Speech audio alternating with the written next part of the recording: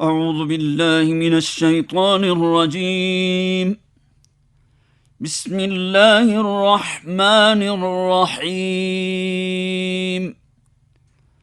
فلله الحمد رب السماوات ورب الأرض رب العالمين،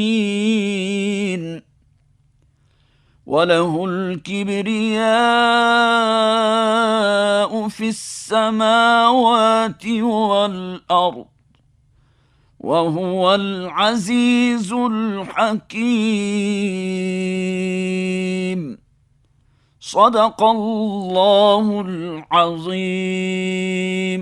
اب آپ عربی الفاظ کے معنی سماعت فرمائیے۔ رب السماوات، یہ مرکب اضافی ہے، اس کا معنی ہے آسمانوں کا رب۔ الکبریا، اس کا معنی ہے عظمت و بڑائی۔ العزیز الحکیم، یہ مرکب توصیفی ہے، اس کا معنی ہے زبردست حکمت والا۔ اب آپ ترجمہ اور تشریح سماعت فرمائیے۔ پس تعریف اللہ ہی کے لیے ہے جو زمینوں اور آسمانوں کا مالک اور سارے جہان والوں کا پروردگار ہے۔ زمین اور آسمانوں میں بڑائی اسی کے لیے ہے، وہی زبردست اور دانا ہے۔ یہ سورۃ جاسیہ کی آخری آیات ہیں۔ ان آیات مبارکہ میں اللہ جل شانہ ارشاد فرما رہے ہیں کہ تمام حمد زمین و آسمان اور ہر چیز کے مالک اللہ تعالیٰ ہی کے لیے ہے جو کل جہان کا پالنہار ہے۔ اسی کی کبریائی، سلطنت اور بڑائی آسمانوں اور زمینوں میں ہے۔ وہ بڑی عظمت اور بزرگی والا ہے، ہر چیز اس کے سامنے پست ہے، ہر ایک اسی کا محتاج ہے۔ صحیح مسلم کی حدیث قدسی میں ہے، اللہ جل شانہ ارشاد فرماتے ہیں، عظمت میرا تہبند ہے اور کبریائی میری چادر ہے۔ جو شخص ان میں سے کسی کو بھی مجھ سے لینا چاہے گا تو میں اسے جہنم رسید کر دوں گا، یعنی بڑائی اور تکبر کرنے والا دوزخی ہے۔ اللہ جل شانہ عزیز ہیں، یعنی غالب ہیں، جو کبھی کسی سے مغلوب نہیں ہوں گے، کوئی نہیں جو اس پر روک ٹوک کر سکے۔ وہ حکیم ہے، اس کی شریعت کا کوئی مسئلہ، اس کی لکھی ہوئی تقدیر کا کوئی حرف حکمت سے خالی نہیں ہے۔ بنیادی طور پر اس کا موضوع توحید و آخرت کے متعلق کفار مکہ کے شبہات و اعتراضات کا جواب دینا ہے اور اس رویے پر ان کو متنبع کرنا ہے جو انہوں نے قرآن کی دعوت کے مقابلے میں اختیار کر رکھا تھا۔ کلام کا آغاز توحید کے دلائل سے کیا گیا ہے۔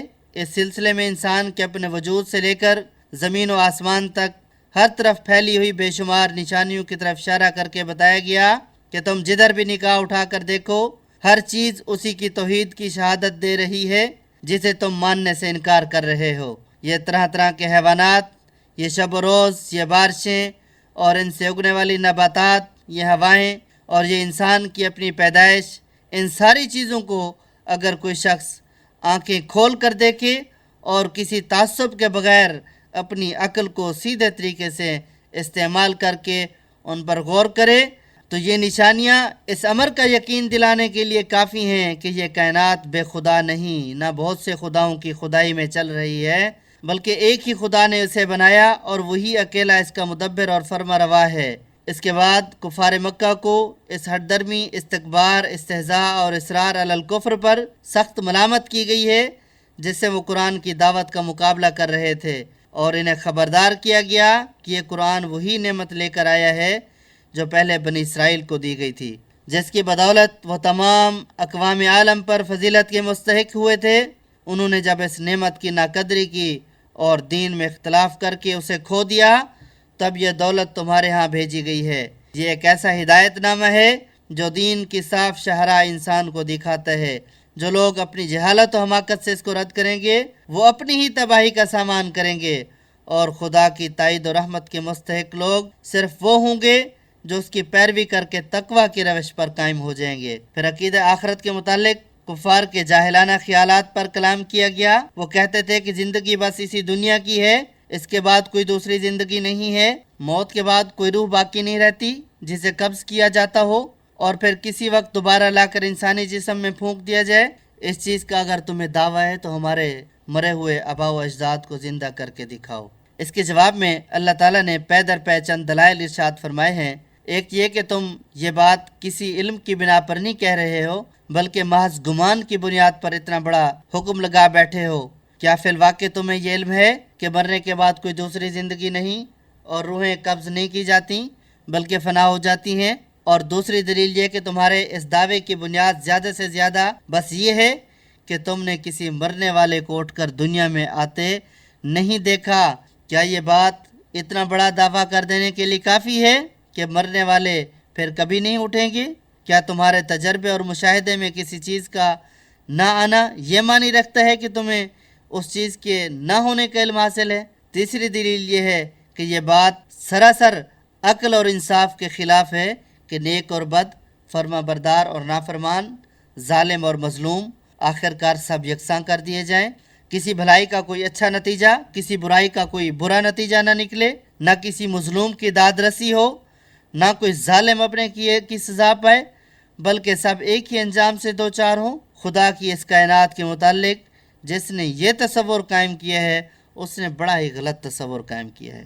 اس تصور کو ظالم اور بدکار لوگ تو اس لیے اختیار کرتے ہیں کہ وہ اپنے افعال کا برا نتیجہ نہیں دیکھنا چاہتے، لیکن خدا کی یہ خدائی اندھیر نگری نہیں ہے، بلکہ یہ ایک برحق نظام ہے جس میں نیک و بد کو بالآخر یکساں کر دینے کا ظلم ہرگز نہیں ہو سکتا۔ چوتھی دلیل یہ ہے کہ یہ انکار آخرت کا عقیدہ اخلاق کے لیے سخت تباہ کن ہے۔ اس کو اختیار وہی لوگ کرتے ہیں جو اپنے نفس کے بندے بنے ہوئے ہیں، اور اس لیے کرتے ہیں کہ انہیں بندگی نفس کی کھلی چھوٹ مل جائے، اور پھر جب وہ اس عقیدے کو اختیار کر لیتے ہیں تو یہ انہیں گمراہ سے گمراہ تر کرتا چلا جاتا ہے، یہاں تک کہ ان کی اخلاقی حس بالکل مردہ ہو جاتی ہے اور ہدایت کے تمام دروازے ان کے لیے بند ہو جاتے ہیں۔ یہ دلائل دینے کے بعد اللہ تعالیٰ پورے زور کے ساتھ فرماتے ہیں کہ جس طرح تم آپ سے آپ زندہ نہیں ہو گئے بلکہ ہمارا زندہ کرنے سے زندہ ہوئے ہو، اسی طرح تم آپ سے آپ نہیں مر جاتے بلکہ ہماری موت دینے سے مرتے ہو۔ ایک وقت یقیناً ایسا آنا ہے جب تم سب بیک وقت جمع کیے جاؤ گے۔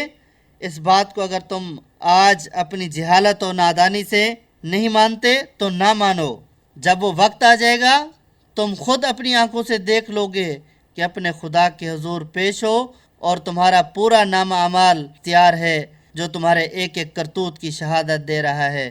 اس وقت تمہیں معلوم ہو جائے گا کہ عقیدہ آخرت کا یہ انکار اور اس کا یہ مذاق جو تم اڑا رہے ہو تمہیں کس قدر مہنگا پڑا ہے۔ اسی لیے اللہ جل شانہ نے سورت کے اختتام پر عقیدہ توحید کو واضح کر دیا جس سے سورت کا آغاز کیا تھا، تاکہ لوگوں کے ذہنوں میں عقیدہ توحید راسخ ہو جائے۔ اللہ جل شانہ سے دعا ہے کہ اللہ تعالی ہمیں عقیدہ توحید کو راسخ کرنے کی توفیق عطا فرمائے، آمین یا رب العالمین۔ وما علینا الا البلاغ المبین۔